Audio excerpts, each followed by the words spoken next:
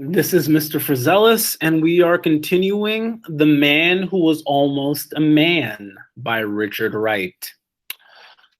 The first movement he made the following morning was to reach under his pillow for the gun. In the gray light of dawn, he held it loosely, feeling a sense of power. Could kill a man with a gun like this, kill anybody, black or white. And if he were holding his gun in his hand, nobody could run over him. They would have to respect him. It was a big gun with a long barrel and a heavy handle. He raised and lowered it in his hand, marveling at its weight. He had not come straight home with it as his mother had asked. Instead, he had stayed out in the fields, holding the weapon in his hand, aiming it now and then at some imaginary foe. But he had not fired it. He had been afraid that his father might hear. Also, he was not sure he knew how to fire it. To avoid surrendering the pistol, he had not come into the house until he knew they were all asleep. When his mother had tiptoed to his bedside late that night and demanded the gun, he had first played possum. Then he had told her that the gun was hidden outdoors, that he would bring it to her in the morning. Now he lay turning it slowly in his hands. He broke it, took out the cartridges, felt them, and then put them back. He slid out of bed, got a long strip of old flannel from a trunk, wrapped the gun in it, and tied it to his naked thigh while it was still loaded.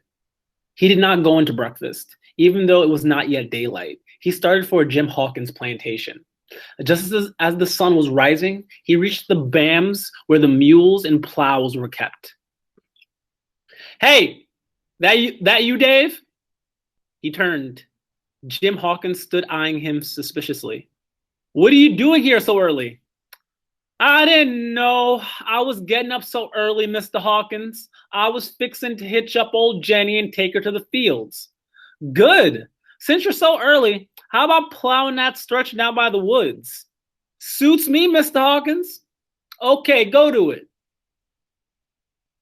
He hitched Jenny to a plow and started across the fields. Hot dog. This was just what he wanted. If he could get down by the woods, he could shoot his gun and nobody would hear. He walked behind the plow, hearing the traces creaking, feeling the gun tied tight to his thigh. When he reached the woods, he plowed 2 whole rows before he decided to take out the gun. Finally, he stopped, looked in all directions, then untied the gun and held it in his hand. He turned to the mule and smiled. "Know what this is, Jenny? Nah, you wouldn't know. You's just an old mule. Anyhow, this is a gun and it can shoot. By God." He held the gun at arm's length. "What the hell? I'm gonna shoot this thing." He looked at Jenny again. "Listen here, Jenny. When I pulls this old trigger, I don't want you to run act a fool now. Run and act like a fool now." Jenny stood with head down, her short ears pricked straight. Dave walked off about 20 feet, held the gun far out from him at arm's length, and turned his head. "Hell," he told himself, "I ain't afraid." The gun felt loose in his fingers. He waved it wildly for a moment. Then he shut his eyes and tightened his forefinger. Bloom! A report half deafened him, and he thought his right hand was torn from his arm. He heard Jenny whining and galloping over the field, and he found himself on his knees, squeezing his fingers hard between his legs. His hand was numb. He jammed it into his mouth, trying to warm it, trying to stop the pain. The gun lay at his feet. He did not quite know what had happened. He stood up and stared at the gun as though it were a living thing. He gritted his teeth and kicked the gun. "You almost broke my arm!" He turned to look for Jenny. She was far over the fields, tossing her head and kicking wildly. "Hold on there, old mule." When he caught up with her, she stood trembling, wailing her big white eyes at him. The plow was far away. The traces had broken. Then Dave stopped short, looking and not believing. Jenny was bleeding. Her left side was red and wet with blood. He went closer. "Lord have mercy. Wonder did I shoot this mule?" He grabbed for Jenny's mane. She flinched, snorted, whirled, tossing her head. Hold on now, hold on. Then he saw the hole in Jenny's side, right between the ribs. It was round, wet, red. A crimson stream streaked down the front leg, flowing fast. Good God, I wasn't shooting at the mule. He felt panic. He knew he had to stop that blood, or Jenny would bleed to death.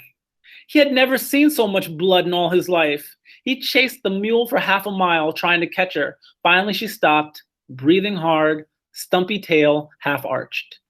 He caught her mane and led her back to where the plow and gun lay. Then he stooped and grabbed handfuls of damp black earth and tried to plug the bullet hole. Jenny shuddered, whined, and broke from him. Hold on now. He tried to plug it again, but blood came anyhow. His fingers were hot and sticky. He rubbed dirt into his palms, trying to dry them. Then again, he attempted to plug the bullet hole, but Jenny shied away, kicking her heels high. He stood helpless. He had to do something. He ran at Jenny. She dodged him. He watched a red stream of blood flow down Jenny's leg and form a bright pool at her feet. Jenny, Jenny, he called weakly. His lips trembled. She's bleeding to death. He looked in the direction of home, wanting to go back, wanting to get help, but he saw the pistol lying in the damp, black clay. He had a queer feeling that if he only did something, Jenny would not be there bleeding to death. When he went to her this time, she did not move. She stood with sleepy, dreamy eyes. And when he touched her, she gave a low-pitched whiny and knelt to the ground, her front legs slopping in blood. Jenny, Jenny, he whispered. For a long time, she held her neck erect. Then her head sank slowly. Her ribs swelled with a mighty heave, and she went over. Dave's stomach felt empty, very empty. He picked up the gun and held it gingerly between his thumb and forefinger. He buried it at the foot of the tree. He took a stick and tried to cover the pool of blood with dirt. But what was the use? There was Jenny lying with her mouth open and her eyes walled and glassy. He could not tell Jim Hawkins he had shot his mule, but he had to tell something. Yes, I'd tell him Jenny started getting wild and fell on the joint of the plow. But that would hardly happen to a mule. He walked across the field slowly, head down.